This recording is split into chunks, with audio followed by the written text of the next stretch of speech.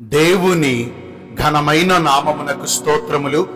ఈ వాగ్దానమును వింటున్న మీకందరికీ మన ప్రభువును ప్రియ రక్షకుడైన యేసుక్రీస్తు నామములో శుభములు, మా హృదయపూర్వకమైన వందనములు.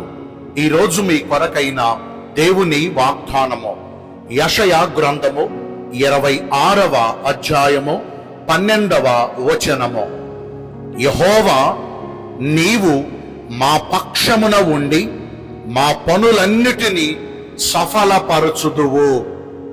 మంచి దేవుడైన యేసయ్య ఈ మంచి వాగ్దానమును నిశ్చయముగా నేడు మనందరి జీవితములలో నెరవేర్చునుగాక. ఆమేన్. ఈ వాగ్దానాన్ని వింటున్న ప్రియ దైవ జనాంగమా, కొన్ని సందర్భాలలో మనము ఏదైనా పనులు ప్రారంభించినప్పుడు కావచ్చు, మనము ఏదైనా ప్రయత్నాలు చేస్తున్నప్పుడు కావచ్చు, మన కార్యాలలో కొన్ని ఆటంకాలు, కొన్ని అడ్డుబండలు మనకు ఎదురవుతూ ఉంటాయి. అయితే సైన్యములకు అధిపతి అయిన యెహోవా దేవుడు మనకు ముందుగా పోవచ్చు, మెట్టగానున్న స్థలములను సరళము చేయుచు, ఇత్తడి తలుపులను పగులగొట్టి ఇనప గడియలను ఆయన విరగగొట్టే దేవుడు. అంటే మన ప్రయత్నాలలో కావచ్చు, మన పనులలో కావచ్చు, మన కార్యములన్నిటిలో కావచ్చు, మనకు ఎదురవుతున్న ప్రతి ఆటంకములను, ప్రతి అడ్డుబండలను ఆయన తొలగించి మన మార్గములను, మన త్రోవలను ఆయన సరళము చేస్తారు. ఆయన మన పక్షమునందు వహిస్తారు. పక్షమున ఉండుట అనగా మనలో సగభాగమై ఉండుట.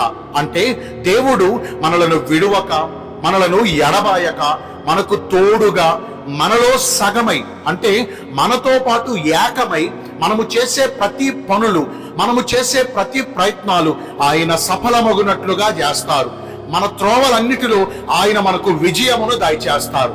ఈ వాగ్దానాన్ని వింటున్న ప్రియ దైవ జనాంగమా, మరి నేడు యెహోవా దేవుడు మన పక్షమున ఉండి మన పనులన్నీ కూడా సఫలపరచాలంటే మనము ఎలాగున నడుచుకోవాలి?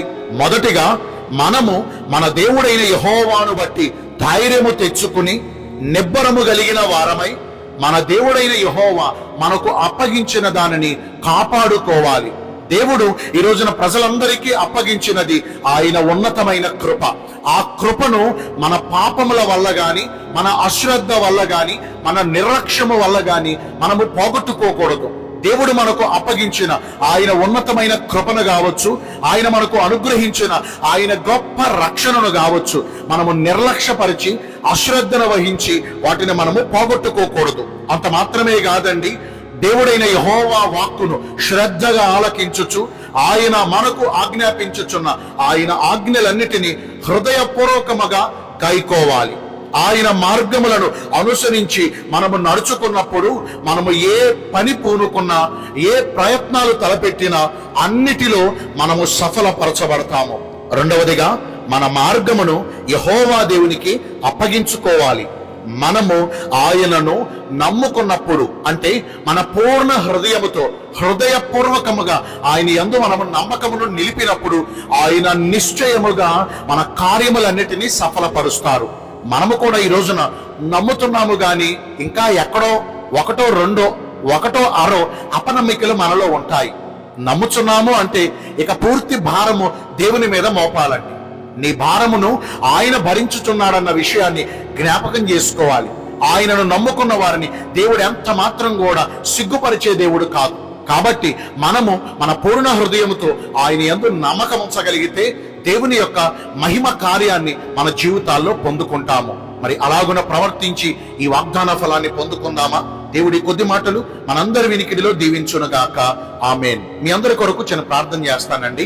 పరిశుద్ధుడా, ప్రేమ కలిగిన యేసురాజా, మీ కృపగల ఘనమైన నామమును బట్టి నిండు మనసుతో మీకు మా కృతజ్ఞత స్తుతులు, స్తోత్రములు, వందనాలు చెల్లిస్తున్నాము.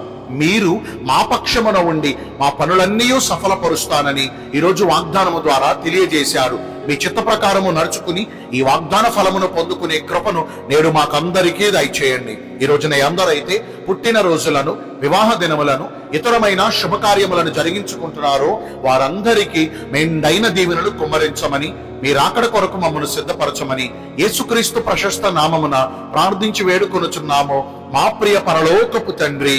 ఆమేన్. May God bless you all. Thank you.